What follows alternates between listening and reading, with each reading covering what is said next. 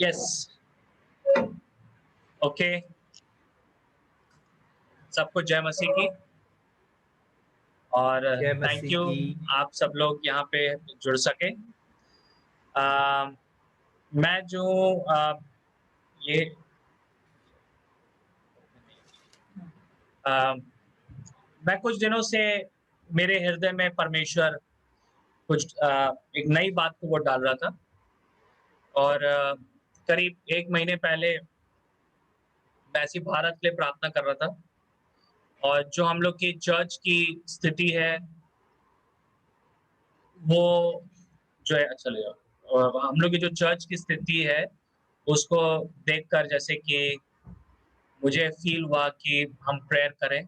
जैसे हम देखते हैं कि चर्च के अंदर आजकल ख़ास तौर से नेतृत्व के क्षेत्र में कई गलत लोग खड़े हुए हैं और कई गलत प्रचारक खड़े हुए हैं और वो लोगों को गुमराह कर रहे हैं।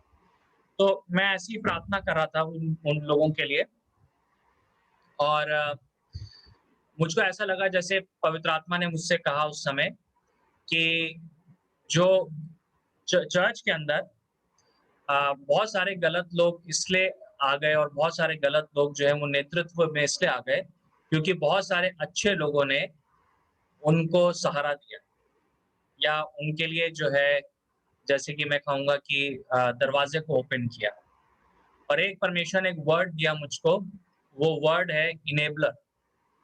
ये अंग्रेजी का शब्द है इनेबलर और तो पिछले 2 महीने से जैसे कि परमेश्वर मुझसे इसके बारे में बातचीत कर रहा था और मुझको ऐसा महसूस हुआ कि अ, इसके ऊपर मुझे शिक्षा देनी, तो मैंने 2 दिन से मैं इसके ऊपर एक शिक्षा को क्रिएट कर रहा था और मैं उसी के बारे में मैं बताना चाहता हूँ कि कैसे जो है हम जो है दूसरों को इनेबल कर सकते हैं गलत रास्ते पर। इसके बावजूद कि हम बहुत अच्छे हैं और परमेश्वर हमको इस्तेमाल कर रहा है, पर हम कई बार गलतियाँ करते हैं, जिसके द्वारा हम दूसरों को सक्षम बनाते हैं कि वो गलत रास्ते में जाएँ और ये बहुत ही महत्वपूर्ण शिक्षा है।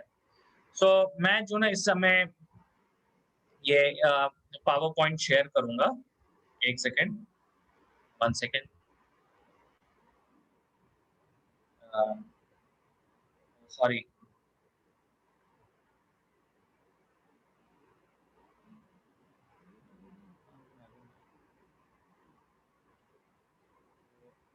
ज़रा वो कुछ प्रॉब्लम हो रही है। इसमें थोड़ा-सा 1 सेकंड। ओके, या तो जी हाँ, ये एक थोड़ा वेट करिएगा। जी, तो हम यहाँ पे जो है देखते हैं कि ये संदेश का जो हेडिंग है वो है not being an enabler of satan, कि शैतान का इनेबलर नहीं होना। और हम जो है इसके ऊपर यही हम कह सकते हैं कि अ, इसका इसका जो कहने का मतलब है, 1 सेकंड। Yes, sorry. तो इसमें जो इनेबलर का मतलब है कि शैतान का इनेबलर, एक्चुअली में जो शब्द इनेबलर है, इसका कोई हिंदी में कोई ऐसा कोई सॉलिड शब्द नहीं है। तो मैंने ये शब्द जो है हिंदी में भी यही इस्तेमाल किया है और इनेबलर एक्चुअली में एक अच्छा शब्द है। इनेबलर का मतलब होता है एक ऐसा व्यक्ति दूसरे को सक्षम बनाता है, जो दूसरे को प्रोत्साहन देता है, दूसरे को हौसला देता है कि वो अच्छी चीज़ करने पाए। पर लेकिन हम लोग जो है यहाँ गलत चीज़ के लिए भी दूसरों को इनेबल कर सकते हैं। और ये जो शब्द है एक्चुअली में ये मनोविज्ञान में बहुत इस्तेमाल किया गया है, साइकोलॉजी में बहुत इस्तेमाल किया गया है। अ, और ये वहीं से ये शब्द निकला और मैं उसको समझाऊँगा। बेसिकली क्या है कि जो अगर आप साइकोलॉजी को पढ़ेंगे, अगर किसी ने साइकोलॉजी को पढ़ा है, तो आपको पता चलेगा कि अगर जैसे कि कोई घर में कोई व्यक्ति है जो कि जिसमें कोई एडिक्शन की प्रॉब्लम है, जैसे कि ड्रग्स लेने की प्रॉब्लम है या शराब पीने की प्रॉब्लम है, तो वो प्रॉब्लम तो है ही, वो तो है ही, वो व्यक्ति तो प्रॉब्लम क्रिएट कर रहा है। पर जो लोगों ने रिसर्च किया, जो साइकोलॉजिस्ट थे, उन्होंने जो रिसर्च किया, उन्होंने ये बोला है कि उन्होंने ये पाया कि हर एक घर जहाँ पे नशेड़ी थे, जहाँ पे ड्रग एडिक्ट्स थे, वो इसलिए भी था क्योंकि उनके घर में किसी ने उनको इनेबल किया, उनका कोई इनेबलर था। यानी कि कोई जन था जो कि जिसके कारण से वो जो थे नशा कर रहे थे। जैसे कि हो सकता है कोई बच्चा हो और वो जो है वो ड्रग्स लेता हो और वो अपनी माँ को बार-बार परेशान करता हो कि मुझे पैसे दो, पैसे दो, पैसे दो। अगर तुम पैसा नहीं दोगी तो मैं जो ये कर लूँगा, मैं वो कर लूँगा। तो मदर जो है वो डर के मारे वो पैसा दे देती है। या वो मदर को कहे कि तुम मुझसे प्यार नहीं करती हो, अगर तुम प्यार करोगी तो तुम मुझको जो है पैसा दोगी। तो मदर जो है उठा के पैसा दे देगी। हो सकता है कि जो फादर हैं, वो बहुत व्यस्त हैं और बच्चा जो है वो टाइम स्पेंड करना चाह रहा है फादर के साथ, पर फादर के पास टाइम नहीं है। तो फादर कहते हैं, "अच्छा, तो तुम ये लो, टॉफ़ी लो और तुम शॉप में जाओ और चॉकलेट खरीद लो अपने लिए।" और फिर वो बच्चे के बारे में भूल जाते हैं। अब बच्चा बाहर जब जाता है तो गलत चीज़ को खरीदता है। वो सिगरेट पीने लगता है, वो सिगरेट खरीदता है, वो गलत चीज़ों को सेवन करता है। तो उसमें क्या है कि जो पेरेंट्स हैं, वो जो है उस ड्रग एडिक्ट के वो इनेबलर हो गए। तो जितने भी लोग हैं जिनको शराब पीने की लत है, जिनको ड्रग्स लेने की लत है या कोई भी गलत प्रकार का जो व्यवहार किसी के जीवन में है, तो जो साइकोलॉजिस्ट हैं उनका ये कहना है कि हर एक जन के साथ कोई ना कोई इनेबलर रहा है ना? तो एक मैगज़ीन है, उसमें उसके अनुसार उन्होंने जो शब्द इनेबलर है, उसका ये जो है व्याख्या की है और मैं पढ़ना चाहूँगा आपके सामने। शब्द इनेबलर आम तौर पर किसी ऐसे व्यक्ति का वर्णन करता है जिसका व्यवहार किसी प्रियजन को व्यवहार के आत्म विनाशक विनाशकारी पैटर्न को जारी रखने की अनुमति देता है। आप समझ में आई बात?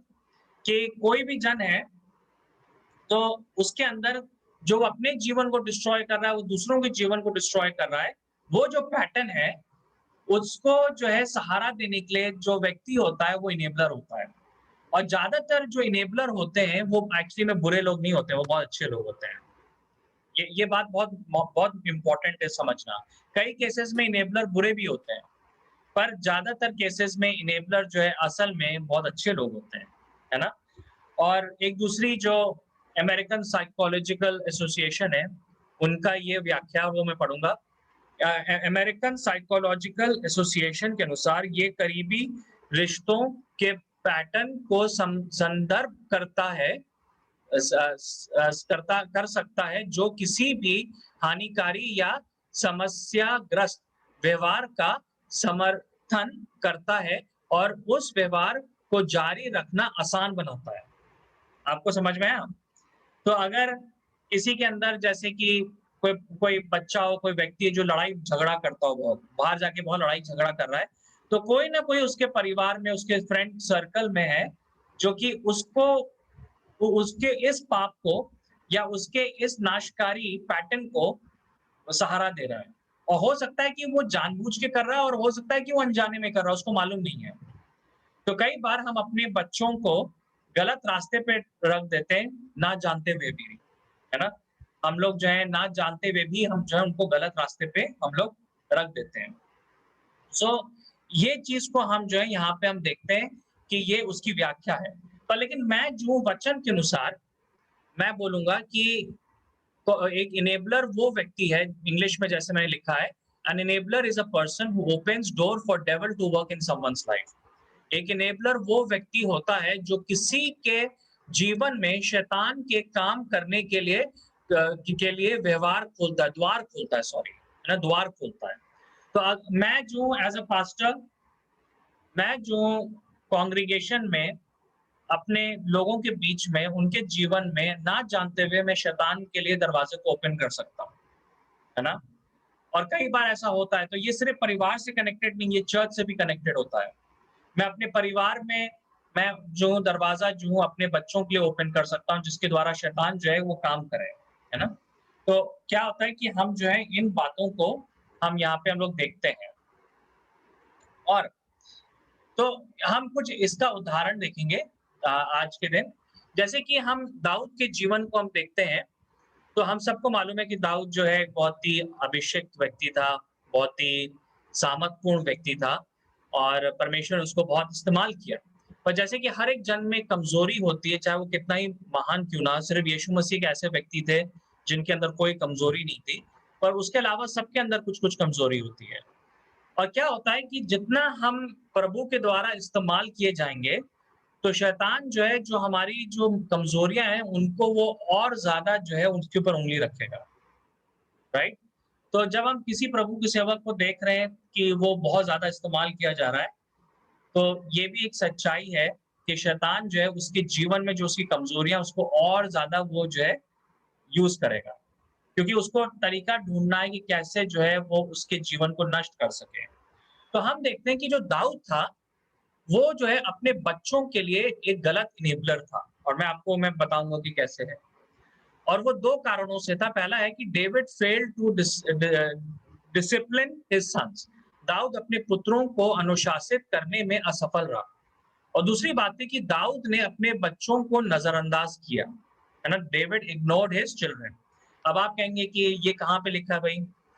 क्योंकि हम तो कहीं नहीं पढ़ते हैं। मैं आपको दिखा सकता हूँ, जैसे कि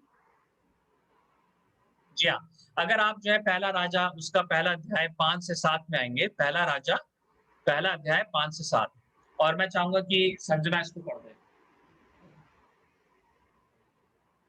तब हगीत का पुत्र अदोनिय्याह सिर ऊंचा करके कहने लगा, मैं राजा बनूंगा। अतः उसने रथ और सवार और अपने आगे आगे दौड़ने को 50 पुरुष रख लिए। उसके पिता ने जन्म से लेकर उसे कभी यह कहकर उदास ना किया था, तूने ऐसा क्यों किया? वह बहुत रूपवान था और अबशालोम के बाद उसका जन्म हुआ था। उसने सरूयाह के पुत्र योआब से और अबत्यार याजक से बातचीत की और उन्होंने उसके पीछे होकर उसकी सहायता की। जी, तो यहाँ पे हम देखते हैं कि दाऊद का बेटा था अदोनिय्याह जो कि बहुत ही एक डायनामिक पर्सन था। पर लेकिन यहाँ पे लिखा है कि दाऊद ने जन्म से लेकर उसको कभी भी किसी चीज़ के लिए रोका नहीं। और क्यों नहीं रोका? ताकि वो उदास ना हो जाए। इंग्लिश में आया है कि ही नेवर रिप्रिमांडेड हिम, यानी कि उसने ऐसा कुछ नहीं किया जिससे कि वो डिस्प्लीज्ड हो। एक ट्रांसलेशन में आया है कि David never did anything to displease his son. तो दाऊद के अंदर एक डर था कि अगर मैं इसको अनुशासित करूँगा, मैं डाँटूँगा तो कहीं ये मुझसे गुस्सा ना हो जाए। और आप समझते होंगे कि उन दिनों में दाऊद की बहुत सारी पत्नियाँ थीं और वो सोच रहा होगा कि मुझे अपने बच्चों को एक साथ रखने की ज़रूरत है, कहीं उनको ये ना लगे कि मैं उनसे प्यार नहीं करता हूँ। तो ज ज जैसे कि ज़ुबिन को कभी-कभी मैं डाँटता हूँ, तो ज़ुबिन कहता है कि am I your adopted child? तो कभी-कभी बच्चे जो हैं वो इमोशनली ब्लैकमेल कर सकते हैं लोगों को, है ना? माता-पिता को। सो उसी प्रकार से दाऊद के अंदर ये डर था कि कहीं मैं उसको डिस्प्लीज़ ना करूँ, कहीं मैं उसको उदास ना कर दूँ। तो यहाँ पे लिखा है कि दाऊद ने उसको कभी भी, कहीं पर भी उसको जो है डाँटा नहीं, उसको फटकारा नहीं। वो जो करना चाहता था, वो उसको करने दिया। और इस कारण से क्या हुआ कि जो एडोनिय्याह था वो बहुत ही एम्बिशियस व्यक्ति था। उसके अंदर बहुत ज़्यादा था कि मेरा नाम बड़ा हो जाए और वो सब गलत काम करने लगा पर लेकिन दाऊद ने उसको कभी रोका नहीं। और उसका अंत जो था बहुत बुरा हुआ इस वज़ह से। अगर आप एदोनिय्याह के बारे में देखेंगे, जब सुलेमान राजा बना तो एदोनिय्याह ने जो है विद्रोह किया और उसके बाद उसकी मृत्यु हो गई। तो उसका जीवन जो था, एक बहुत ही काबिल व्यक्ति, उसका जीवन जो था वो नष्ट हो गया, राइट? क्यों? क्योंकि पिता ने कभी भी उसको जो है सही बात बताई नहीं।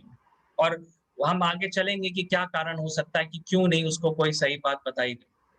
सो कई बार जो है चर्चेज़ में भी और परिवारों में भी, समाज में भी हम जो है दूसरों को रास्ता नहीं दिखाना चाहते हैं क्योंकि हम नहीं चाहते हैं कि दूसरे लोग जो हैं वो हमसे उदास हो या हमसे दुखी हों। हम नहीं चाहते हैं कि वो डिस्प्लीज़्ड हों, राइट? क्योंकि हम देखते हैं कि आजकल इवन चर्चेज़ में कॉम्पिटिशन आ चुका है। चर्चेज़ में कॉम्पिटिशन ये है कि कौन कितने लोगों को अपने पास रख सके। इतने सारे चर्चेज़ खुल चुके हैं, खासतौर से लॉकडाउन के समय। तो हम सोचते हैं कि भई हम ऐसा कुछ नहीं बोलेंगे जिससे कि हमारा मेंबर जो है किसी और के पास ना चला जाए, है ना? पहले तो ये था कि दूसरा चर्च अटेंड करने के लिए 2-3 किलोमीटर जाना पड़ता था। अब क्या हो गया है कि अगर हमें दूसरा चर्च अटेंड करना है, बस हमें एक बटन क्लिक करना है और हम दूसरे चर्च में जा सकते हैं। हमारे पास 10 लिंक होती हैं। तो पास्टर्स कई बार जो है वो लोग जो हैं बहुत इनसिक्योर होते हैं तो वो लोगों को बताते नहीं है कि आप गलत काम कर रहे हो। लोग कई बार पाप में भी होते हैं तो उनको बताते नहीं कि आप गलत काम कर रहे हो, है ना?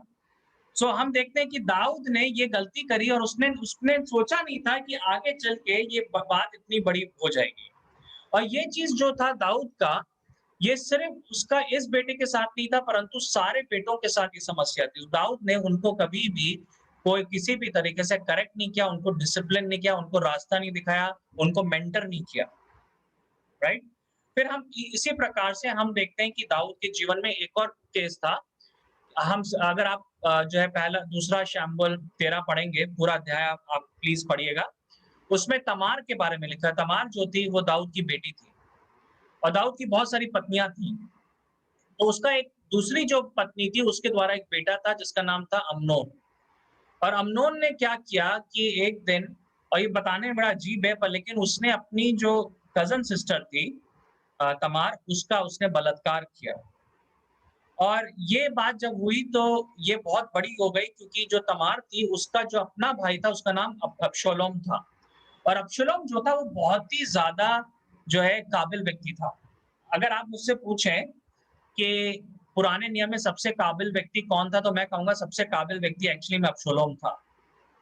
अगर आप उसके जीवन के बारे में पढ़ेंगे। मैं विश्वास करता हूँ कि अगर अबशालोम ने अपना जीवन प्रभु को दिया होता तो शायद वो जो है सुलेमान से भी ज़्यादा इस्तेमाल किया जाता। पर लेकिन शैतान ने जो है अबशालोम के जीवन में काम किया। जब कई लोग होते हैं जिनके अंदर बहुत क्षमता होती है, बहुत काबिलियत होती है बचपन से, तो शैतान जो है ना उनको बचपन से टारगेट करता है।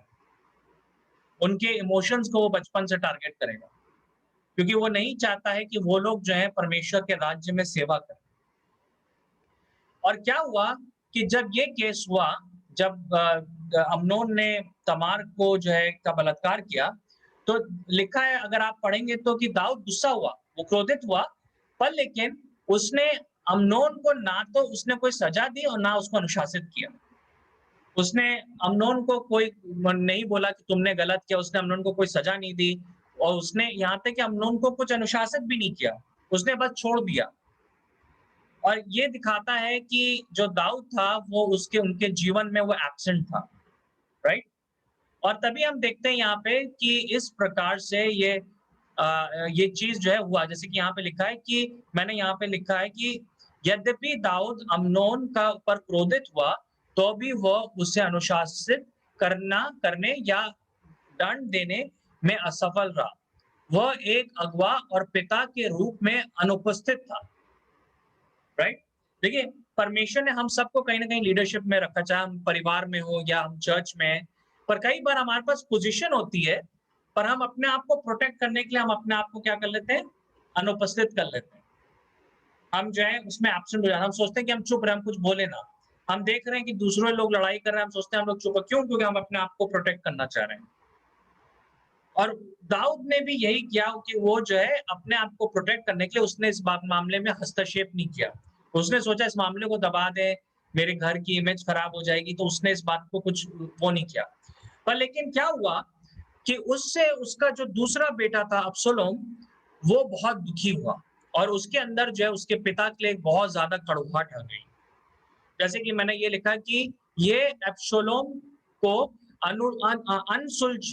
सुलझे दुख की ओर ले जाता है। This leads to unresolved hurt in Absalom. ठीक है? मैं बताना चाहता हूँ चाहे वो परिवार हो या जो है चर्च हो, तो सबके जीवन में कहीं न कहीं जो है एक अनरिजॉल्व्ड हर्ट होता है। एक एक ऐसी चोट जिसको जो है रिज़ॉल्व करने की ज़रूरत है। पर कई बार जो है क्या होता है कि हम जो उसको इग्नोर कर सकते हैं, हम उसको छोड़ सकते हैं लीडर्स के रूप में, और हम सोचेंगे कि अरे वो दूसरा व्यक्ति जो है वो अपने आप इसको भूल जाएगा। पर लेकिन मैं आपको बताना चाहता हूँ कि हर जन में वो क्षमता नहीं होती और कई बार शैतान जो है उसको यूज़ कर सकता है। और क्या हुआ कि अब्सोलोम के जीवन में उसके मन में ये आ गया कि मेरे पिता ने जो है जो है हमारे परिवार के साथ नहीं दिया, उस जब मेरी बहन के साथ जो बुरा हुआ उसको उसके लिए वो खड़ा नहीं हुआ और उसने इसको इग्नोर कर दिया और उसके अंदर जो थी अम्नोन के प्रति एक बिटरनेस थी, एक कड़वाहट उसके अंदर आ गई और वो कड़वाहट ने उसके जीवन को एक्चुअली में नष्ट कर दिया, एक बहुत ही काबिल जीवन को नष्ट कर दिया, है ना? मैं ये एक चीज़ बोलना चाहूँगा कि यहाँ पे पूर्णतः दाऊद की गलती नहीं है, क्योंकि अल्टीमेटली अगर अगर जो है हम हर्ट हो रहे हैं, तो हमको जो है उसको रिज़ॉल्व करना, हमें परमेश्वर के साथ रिज़ॉल्व करने की ज़रूरत है। तो एब्सलोम जो था उसने उस चीज़ को परमेश्वर के साथ रिज़ॉल्व नहीं किया और वो उसने उसको पनपने दिया, उसको जो है वो बढ़ने दिया। और आखिरी में हमको मालूम है क्या हुआ कि एब्सलोम ने जो है दाऊद के प्रति विद्रोह किया और दाऊद के आखिरी के टाइम में सबसे बड़ा खतरा उसके जीवन में एब्सलोम से हुआ है। यहाँ तक कि शाऊल से भी दाऊद को उतना खतरा नहीं था जितना कि एब्सलोम से था। और आखिरी में हमको मालूम है कि अब्सलोम जो था वो जो है युद्ध के मैदान में वो मर जाता है ना? एक बहुत ही काबिल जीवन जो कि खत्म हो गया। पर मैं आपको बताना चाहता हूँ, जब दाऊद ने ये सब गलतियाँ की, तो उसने वो गलतियों को समझा। वो समझा कि उसने जो है, वो उसने अपने बच्चों को गलत चीज़ के लिए इनेबल किया। चुप रहकर उनसे बातचीत ना करके, उनको इग्नोर करके उसने समझा कि उसने जो है गलती की, तो उसने आखिरी में अपनी गलती से वो पछताया। और जब सुलेमान का जन्म हुआ, तो दाऊद ने वो नहीं किया। सुलेमान के साथ दाऊद ने बहुत समय व्यतीत किया, उसको सिखाया, उसको जो है डिसिप्लिन किया। आप कहेंगे कि कैसे मालूम है ये बात? हम इस बात को जानते हैं क्योंकि अगर आप नीति वचन को पढ़ेंगे, तो पहले 5 आप अध्याय को पढ़ेंगे, तो कई बार सुलेमान कहता है कि मेरे पिता ने जो है मुझको ये बोला, मेरी माँ ने मुझको ये बोला, है ना? मैंने अपने पिता की जो आज्ञा थी उनको मैंने जो है एक हार के रूप में मैंने पहन रखा है, एक नेकलेस के रूप में मैंने पहन लिया। मेरे पिता ने, मेरी माता ने जो है मुझको बोला कि तू जो है व्यभिचार में मत गिरना। है ना? तो हम क्या देखते हैं कि जो सुलेमान के साथ जो है दाऊद ने जो है वो उस प्रकार का व्यवहार नहीं किया। सुलेमान के जीवन में दाऊद जो था वो एब्सेंट नहीं था। उसके जीवन में वो प्रेज़ेंट था और इस वजह से सुलेमान को आगे चल के परमेश्वर यूज़ करता और सुलेमान जो था वो इमोशनली बहुत स्टेबल था, राइट? और हम उस बात से हम देख सकते हैं इवन जो है अपनी गलतियों के द्वारा क्योंकि आपको मालूम है कि जो सुलेमान की माता जो थी बथशेबा थी, उसके पिता दाऊद थे और वो उनका रिश्ता जो है वो एक्चुअली व्यभिचार से शुरू हुआ। पर इसके बावजूद जब आप नीति वचन के पहले 5 अध्याय में पढ़ेंगे तो वो बार-बार कहता है मेरी माँ ने बोला कि तू व्यभिचारी स्त्री के पास मत जाना, मेरे पिता ने बोला व्यभिचारी स्त्री के पास मत जाना। इसका मतलब है कि दाऊद ने उसको सिखाना शुरू किया कि तुम वो गलतियाँ ना करो जो कि मैंने गलती की है। ना? और सुलेमान को परमेश्वर ने हृदय दिया कि वो अपने माता-पिता की बात को वो समझ सके और उनके जीवन में वो एक इफेक्टिव लीडर के रूप में खड़ा हुआ था और हम उसका इफेक्ट जो है पॉजिटिव इफेक्ट जो है हम सुलेमान के जीवन में देखते हैं। पर अनफॉर्चुनेटली दाऊद के जो दूसरे बेटे थे, 3 बेटे थे, उनका जीवन नष्ट हो गया क्योंकि दाऊद ने उनको गलत चीज़ के लिए इनेबल किया। जैसे कि अ, हाँ, अच्छा ओके। तो हम क्या देखते हैं कि ये कुछ बातें हैं जिससे कि हम जो है इन बातों को हम जो है समझ सकते हैं। अब इसमें एक ये मैं एक एग्ज़ाम्पल जो है मैं लाना हाँ, मैं एक नए नए नियम से भी मैं एग्ज़ाम्पल लाना चाहता हूँ और हम लोग इसको नेक्स्ट टाइम कंटिन्यू भी करेंगे कि जब हम नए नियम में देखते हैं, हम कलीसिया के संदर्भ में देखते हैं, तो हम देखते हैं कि पतरस ने भी जो है इस प्रकार की गलती करी। पतरस जो था वो भी एक इनेबलर था।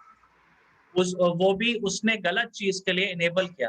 आप लोग सुन के बड़े चकित होंगे, क्योंकि हमको मालूम है कि जो पतरस था, वो बहुत ही अनॉइंटेड व्यक्ति था और वो जो है क्या कहते हैं, उसको परमेश्वर ने चुना, परमेश्वर ने उसको कहा कि इस चट्टान के ऊपर मैं जो अपनी कलीसिया को बिल्ड करूँगा और हमको मालूम है परमेश्वर ने जो है बहुत तरीकों से पतरस से बातचीत करी और हमको मालूम है कि गलातियों उसके दूसरा अध्याय 11 से लेके 14 में अगर आप पढ़ेंगे तो मैं आपको बताना चाहता हूँ कि गलातियों की क्या क्या वो था क्या क्या वो था कि उस समय कलीसिया के अंदर जो ज्यादातर लोग थे वो यहूदी थे, ठीक है? और जो जो चेले थे वो सिर्फ यहूदियों के बीच में वो सुसमाचार सुना रहे थे, वो अन्य जातियों के पास नहीं जाते थे। तो परमेश्वर को एक दिन जो है पतरस को सपना दिखाना पड़ा और उस सपने के द्वारा जो है परमेश्वर ने उनको दिखाया कि ये इस प्रकार से जो है तुमको जो है अन्य जातियों को भी ग्रहण करना है जैसे कि तुमने यहूदियों को ग्रहण किया। तो उसके बाद जो है पतरस जो है अन्य जातियों के बीच में सुसमाचार सुनाने लगता है। परंतु क्या था कि कलीसिया के अंदर तब भी जो बहुत सारे जो यहूदी लोग थे, ज्यादातर जो यहूदी लोग थे, वो इम्पोर्टेंट पोजीशन में थे, उनके पास जो है धन था, वो जो है चर्च को सपोर्ट कर रहे थे और वो मेजॉरिटी में थे, तो उन्होंने जो है पतरस के ऊपर प्रेशर डाल रखा था और वो नहीं चाहते थे कि कलीसिया जो है वो गैर यहूदी लोगों से संपर्क रखे। तो यहाँ पे क्या हुआ कि गलातियों की जो पुस्तक थी पत्र में क्या होता है कि पतरस जो है गलातियों के शहर में आता है और चर्च से मिलता है। और जब तक ले वहाँ पे यहूदी लोग नहीं थे, वो बड़े वो जो है सबसे मिल रहा था, उनके साथ खाना खा रहा था, सब कुछ कर रहा था, क्योंकि वहाँ पे यहूदी लोग नहीं थे। पर एकदम से क्या हुआ कि वहाँ पे ढेर सारे यहूदी लोग आए विजिट करने के लिए यरूशलेम से, जो चर्च से। और उस समय पतरस जो है, वो उनके साथ खाना नहीं खाता, यानी कि वो अन्य जातियों के साथ खाना नहीं खाता, क्योंकि उसके मन में जो यहूदी लोग थे उनको लेके डर था, है ना? उसको लग रहा था कि कहीं ये मुझसे गुस्सा ना हो जाए, कहीं वो मुझे सपोर्ट करना ना बंद कर दें, कहीं हमारे चर्च को वो छोड़ ना दें। और उसने उनके साथ खाना खाना जो है बंद कर दिया, जैसे कि मैं आपको यहाँ पे पढ़ के मैं बताता हूँ।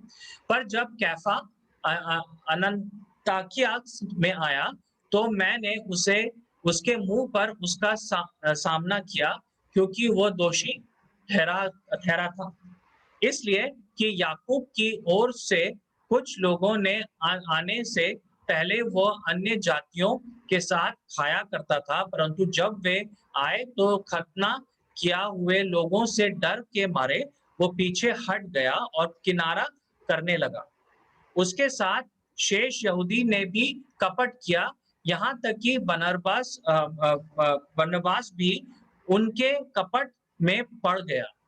फिर जब मैंने देखा कि वे सुसमाचार की सच्चाई पर सीधी चाल नहीं चले, तो मैंने सबके सामने कैफा कैफा का मतलब है पतरस से कहा, जब तू यहूदी होके अन्य जातियों के समान चलता है और यहूदियों के समान नहीं, तो तू अन्य जातियों को यहूदियों के समान चलने को क्यों कहता है, राइट?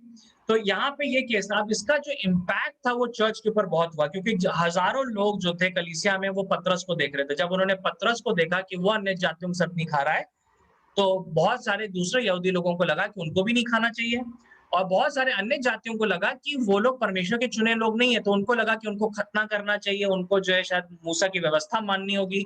तो उसकी वजह से पूरी कलीसिया में एक बहुत गड़बड़ी हुई। और वो गड़बड़ी जो मैं आपको बताना चाहता हूँ कि पहले 200 साल तक जो है कलीसिया के अंदर रही। जो अगर आप कलीसिया का इतिहास पढ़ेंगे पहले फर्स्ट 200 इयर्स का, तो आप जानेंगे कि सबसे बड़ी जो समस्या थी वो यहूदियों और गैर यहूदियों के बीच में जो विभाजन था, उसकी वजह से हुआ। और वो कहाँ से शुरू हुआ? वो पतरस की वजह से शुरू हुआ। क्योंकि पतरस जो था, उसने स्टैंड नहीं लिया और उसने जो है गलत चीज को इनेबल किया। और पतरस को सच्चाई मालूम थी, परमेश्वर ने तो उससे सपनों के द्वारा बातचीत करी थी कि परमेश्वर जो अन्य जातियों को ग्रहण करता है।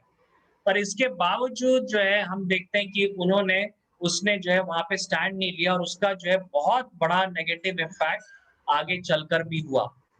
कई बार चर्च में ऐसा हमारे साथ होता है, हमको सच्चाई मालूम है, परमेश्वर ने हमसे बातचीत करी, पर हम नहीं चाहते हैं कि दूसरों को हम बताएं, क्योंकि हम नहीं चाहते कि उनको ठोकर लगे। और क्या होता है कि उस समय वो प्रॉब्लम नहीं लगती, पर जब हम चुप हो जाते हैं तो आगे चल के वो प्रॉब्लम बहुत बड़ी हो जाती है। उस समय हम जब छोटा से मामले में हम कपट दिखाते हैं, हम हिपोक्रेट्स होते हैं, तो हम सोचते हैं कि उसका कोई असर नहीं होगा, पर आगे चल के चर्च में जो है वो बहुत बड़ा इम्पैक्ट कर सकती है ना? क्योंकि हम नहीं जानते हैं कि उसको आगे चल के लोग कैसे इंटरप्रेट करेंगे, क्योंकि लोगों की आंखें जो है वो हमारे जीवनों के ऊपर है। देखिए, दाऊद भी और पतरस दोनों अभिषिक्त लोग थे, परमेश्वर ने उनको इस्तेमाल किया। और मैं बताना चाहता हूँ कि हमारे देश में ये चीज हुई है, ऐसा हुआ है कि इस प्रकार से लोगों लोगों को यूज किया गया, उनको इस प्रकार से हुआ है। तो क्यों हम जो है दूसरों हम कैसे हम जो है दूसरों के लिए वो गलत चीज के लिए हम इनेबलर बनते हैं? हम इनेबलर हैं क्योंकि पहली चीज है, हमारे पास दूरदर्शिता की कमी है। हम नहीं समझ पाते हैं कि आज अगर हम कोई गलती करें, आज हम किसी मैटर को हम इग्नोर करेंगे, तो आगे चल के वो कितनी बड़ी हो जाएगी। जैसे दाऊद ने नहीं सोचा कि अगर वो अपने बेटों के जीवन में हस्तक्षेप नहीं करेगा, तो वो आगे चल के कितनी बड़ी होगा। वो अपने बेटों को अनुशासित नहीं करेगा, तो कितनी बड़ी होगी। वो इस बात को देख नहीं पाया और उसने उस बात को फिर कठिन तरीके से सीखा। दूसरी बात है, हम दूसरों को ठेस नहीं पहुंचाना चाहते हैं।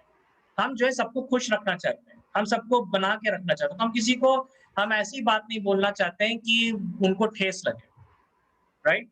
पर अगर आप यीशु मसीह को देखेंगे तो आप जानेंगे कि यीशु मसीह ने कई बातों को सच बोला जिससे लोगों को ठेस लगी, पर इसके बावजूद उन्होंने बोला।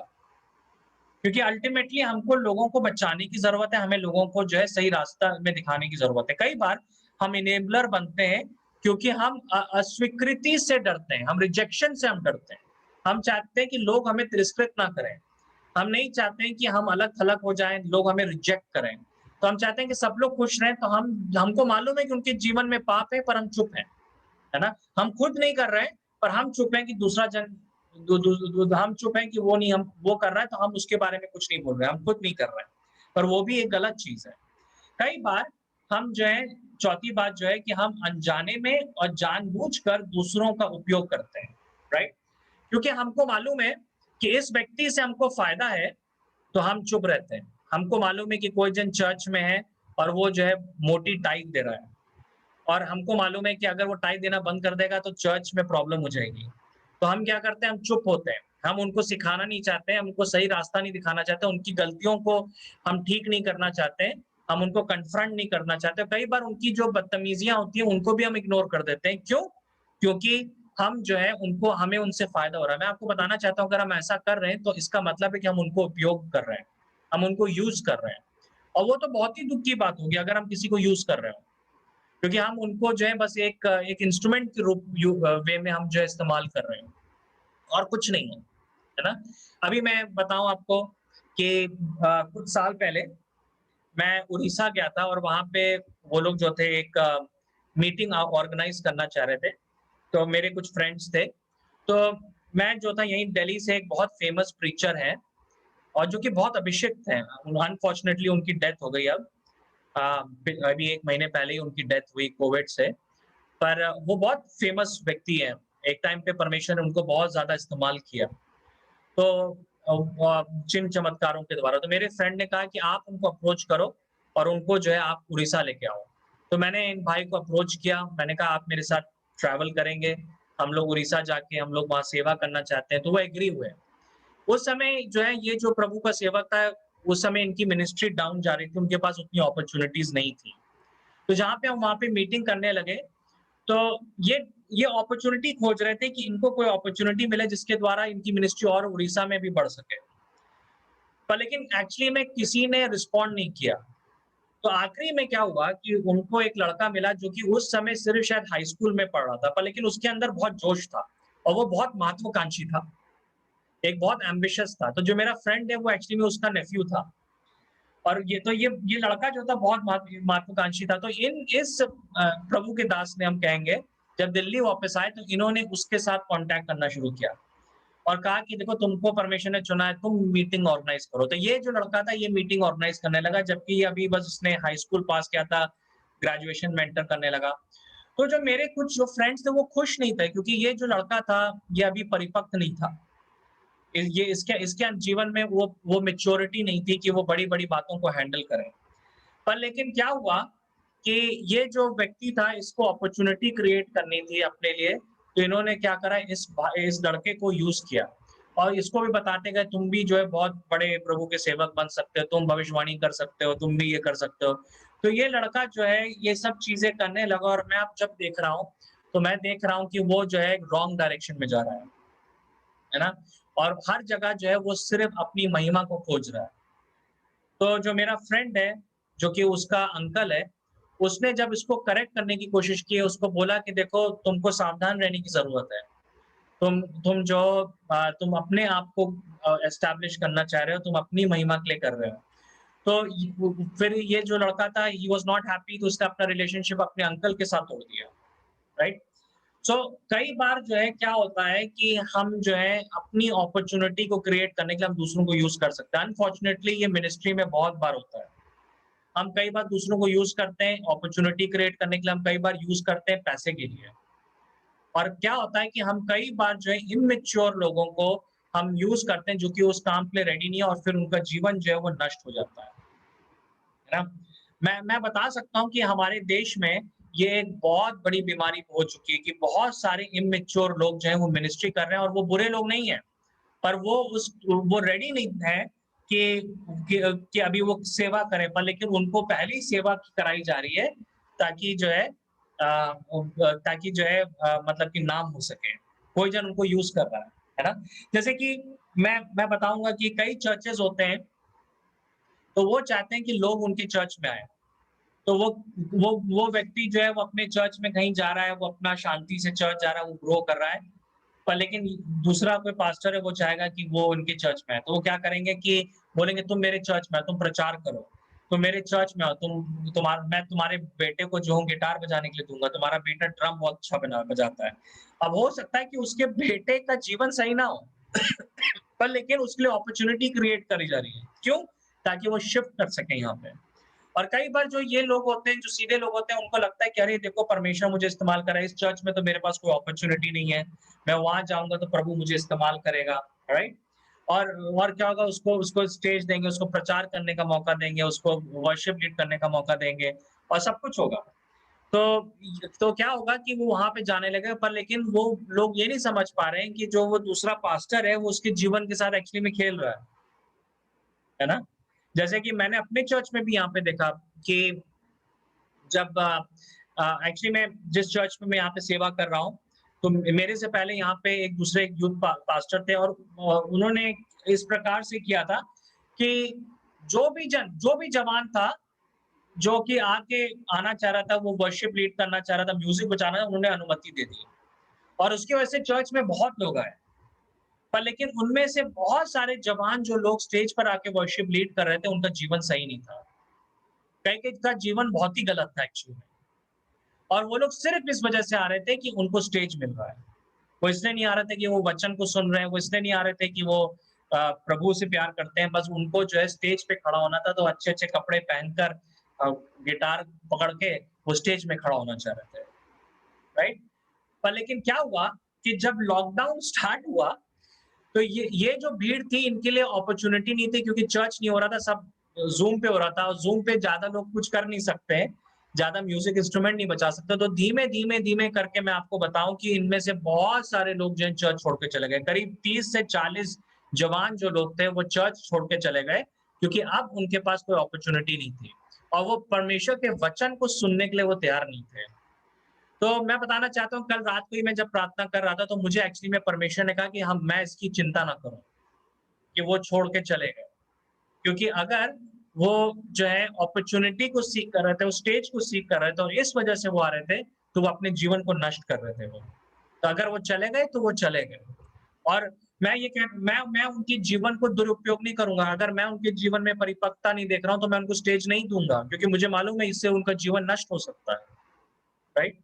सो हमको जो है ये चीज़ को समझना है कि हम लोगों का दुरुपयोग ना करें एज़ लीडर्स, है ना? कई बार घरों में भी ऐसा होता है। जैसे कि अ, हस्बैंड वाइफ है, तो हस्बैंड जो है उनके बीच में टेंशन है। तो हस्बैंड जो है वो बच्चों को अनुशासित करना कर रहा है, ठीक है? वो उनको जो है डाँटता है, उनको रास्ता दिखाता है, पर मदर जो है आके उनको प्रोटेक्ट करती है कि तुम हमेशा बच्चों को क्यों डाँटते रहते हो? देखो वो कितने अच्छे हैं, तुमको ऐसा नहीं बोलने की ज़रूरत है। तो बच्चे जो होते हैं वो सोचते हैं कि मेरी माँ जो है मुझसे ज़्यादा प्यार करती है। तो वो जो है एक एक प्रकार से वो अपने में टीम बन जाते हैं और मदर जो है वो गलत काम के लिए वो बच्चे को इनेबल कर रही है, पर वो ये नहीं जानती है और वो ये नहीं समझ रही है कि वो एक्चुअली में अपने बच्चों को यूज़ कर रही है वो, राइट? उल्टा भी हो सकता है, फादर भी ऐसे कर सकते हैं। ये एकदम ऐसा हो सकता है। कई लोगों को मैं इस प्रकार से मैं देख रहा हूँ, है ना?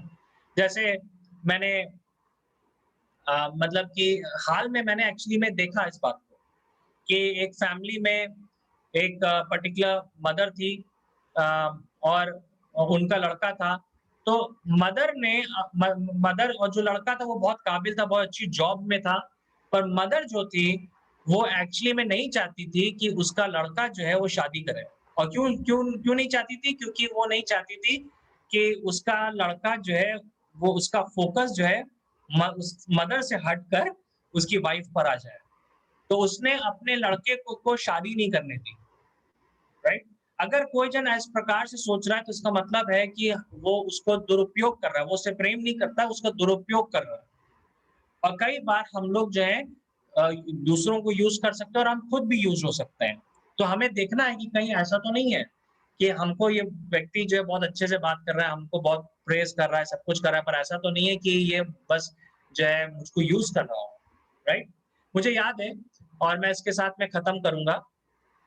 मैं एक एग्ज़ाम्पल बताना चाहता हूँ कि जैसे कि 1 सेकंड हाँ, मैं बस एग्ज़ाम्पल देना चाहता हूँ कि कई साल पहले मैं एक क्रिश्चियन ऑर्गनाइज़ेशन में काम करता था और मेरे ऊपर एक अगुवे थे और क्या हुआ कि हमारे बीच में एक लड़का था जिसको चोरी की आदत थी।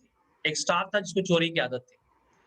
सो मैंने जो है उसको फटकारना शुरू किया और फिर जब वो कंटिन्यू करता गया, तो मैंने डिसाइड किया कि उसको मैं कहूँगा कि वो जो है छोड़ के चला जाए। क्योंकि वो लगातार वो कर रहा था और हम कई बार उसको समझा रहे थे पर उसके अंदर चोरी की हैबिट थी। तो वो जो है जो मेरे ऊपर जो लीडर थे और वो जो मेरे ऊपर जो लीडर थे वो एक्चुअली में कभी भी सेंटर आते नहीं थे। वो उनके पास गया और उनको कहा कि देखिए अर्पण जो है मुझको निकाल रहा है, पर मैं चाहता हूँ कि आप ना निकालें। तो वो जो मेरा ऊपर का लीडर था उसने कहा कि ठीक है तुम नहीं जाओगे। तो वो जो लड़का था वो वहीं पर जो है सेंटर में रहने लगा और उसके अंदर अब थोड़ा जोश आ गया क्योंकि उसको लगा कि जो मेन लीडर है वो मेरे साथ है। अब ये अर्पण क्या करेगा मेरा? पर लेकिन क्या था कि जो मेरे ऊपर जो लीडर थे, उन्होंने उसको प्रोटेक्ट किया, उसका एक कारण था क्योंकि वो उसको यूज़ करना चाहते थे। क्योंकि ये जो लड़का था इसमें बहुत काबिलियत थी और बिज़नेस करने की और उनका एक अपना बिज़नेस चलता था और वो चाहते थे कि ये जो लड़का है उनकी बिज़नेस में हेल्प करे। तो मैं उनके पास एक दिन गया, मैंने कहा कि देखिए ये गलत चीज़ है, क्योंकि हम उसको सिखा नहीं रहे, पर हम उसको बोल रहे हैं, हम उसको सुरक्षा दे रहे हैं, पर हम उसको ये नहीं बोल रहे हैं कि तुम गलत कर रहे हो। पर लेकिन इस भाई ने इस जो मेरे ऊपर जो लीडर थे इन्होंने उसको यूज़ किया अपने बिज़नेस में और ये बिज़नेस करने लगा, उनका कुछ-कुछ बिज़नेस था उसमें वो इन्वॉल्व्ड होने लगा। बहुत समय के बाद जो है एक बार जो है वो लड़का चोरी करता गया, एक बार सीसीटीवी कैमरा में किसी के घर गया, सीसीटीवी कैमरा में आ गया, तो तब भी जो है जो मेरे ऊपर जो अगुवे थे जो हेड थे उन्होंने उसको निकाला। इस बीच में मैंने वो संस्था छोड़ भी दी थी। फिर मैंने संस्था छोड़ दी थी और मैं लखनऊ कुछ समय के लिए वापस आ गया था। और क्या हुआ कि कुछ दिनों के बाद ये एक दिन किसी गाँव गया, ऐसे किसी काम के लिए और वहाँ पे शायद इसने चोरी करी या कुछ था हमको मालूम नहीं है। पर गाँव वालों को शक हुआ कुछ और गाँव वालों ने इसको पकड़ के बहुत मारा पकड़ के, राइट? इतना मारा कि एक्चुअली वो जो था लिटरली मरने जा रहा था पर किसी तरीके से उसको हॉस्पिटल भेजा गया। जब वो हॉस्पिटल पहुँच गया, तो इसने एक्सपेक्ट किया कि जो वो लीडर है, वो उसको विज़िट करने आएगा। और जब तक के लिए वो था, वो यहाँ पे ग्रेटर नोएडा में बिल्कुल अकेले था। पर दुःख की बात ये थी कि जो मेन लीडर था, वो उसको एक बार भी विज़िट करने नहीं आया। वो पूरे महीने भर हॉस्पिटल में था, पर वो एक बार भी विज़िट करने नहीं आया उसको। और उस समय इस लड़के को समझ में आया कि इसको यूज़ किया जा रहा था। ऐसा नहीं था कि वो जो लीडर था, वो उसको सपोर्ट कर रहा था, पर एक्चुअली में वो उसको यूज़ कर रहा था। और and he was very hurt क्योंकि वो ये सोच रहा था कि अरे! ये इतना बड़ा लीडर ये मुझे बहुत लिफ्ट कर रहा है, मुझे सपोर्ट कर रहा है, इसने मुझे अर्पण से प्रोटेक्ट किया और इसने कितना अच्छा काम करा मेरे लिए। पर वो ये नहीं समझ रहा था कि वो उसको यूज़ कर रहा था। कई बार जो है इस प्रकार से हो सकता है, अगर हमारे जीवन के ऊपर अगुवे हैं जो कि हमको रास्ता नहीं दिखा रहे, हमको जो है करेक्ट नहीं कर रहे, तो इसका मतलब है कि वो हमको यूज़ करना चाह रहे हैं, है ना? और हम यूज़ कर सकते हैं दूसरों को। तो हम ये ना डरें, हमको प्रेम दिखाना है, पर प्रेम के साथ हमें लोगों को सही रास्ता दिखाना है। हमें अनुशासित करना है। लीडरशिप का एक बहुत बड़ा रोल है कि हम लोगों को अनुशासित करें। तो हम चर्चेज़ में इस ज़िम्मेदारी को ना भूलें, हम अपने घरों में इस ज़िम्मेदारी को ना भूलें, राइट? कि हमको लोगों को सच्चाई बताने की ज़रूरत है। अगर कोई गड्ढे में गिर रहा है, तो हमको बताने की ज़रूरत है, भाई तुम गड्ढे में गिर रहे हो, चाहे उसको बुरा लगे या ना लगे। हो सकता है वो आपको छोड़ के चला जाए और उसका अनंत जीवन जो है वो आपके रिश्ते से ज़्यादा इम्पोर्टेंट है ना? उसका आत्मिक जीवन जो है वो आपके रिश्ते से इम्पोर्टेंट हो सकता है वो उस समय ना समझे पर आगे चलकर वो उस बात को समझने पाए। सो मैं जो आज इस बात को मैं जो आप लोगों के सामने मैं लाना चाहता हूँ और मैं नेक्स्ट वीक इसको और कंटिन्यू करूँगा। तो हमने देखा पतरस के जीवन से भी, दाऊद के जीवन से भी कि कैसे हम लोग जो है कई बार जो है इनेबल कर सकते हैं गलत चीज़ों के लिए, ना जानते हुए। राइट?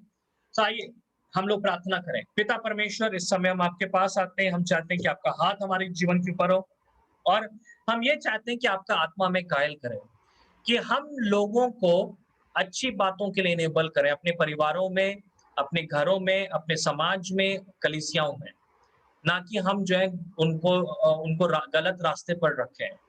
जो दाऊद ने मिस्टेक करी, जो पतरस ने मिस्टेक करी, हम चाहते हैं कि हम उसको ना दोहराने पाएँ। पर लेकिन आप हमें अनुग्रह दें परमेश्वर कि हम एक ऐसे लीडर बन सकें जो प्रेम भी दिखाते हैं, पर वो जो है अनुशासित भी कर सकते हैं और वो लोगों को के गलत काम में के साथ वो कॉम्प्रोमाइज़ ना करें। और ऐसा ना हो परमेश्वर कि हम बहुत भीड़ इकट्ठा कर लें, पर लेकिन वो सब जो है वो गलत रास्ते पे जा रहे हैं। हम चाहते हैं परमेश्वर जो लोग हमारे पास आएँ, हम उनके जीवन को में एक बदलाव को ला सकें। हम इन सारी बातों को आपके हाथों में देते हैं। यीशु मसीह के नाम से माँगते हैं। आमीन। Amen. Amen. Thank Thank you. you.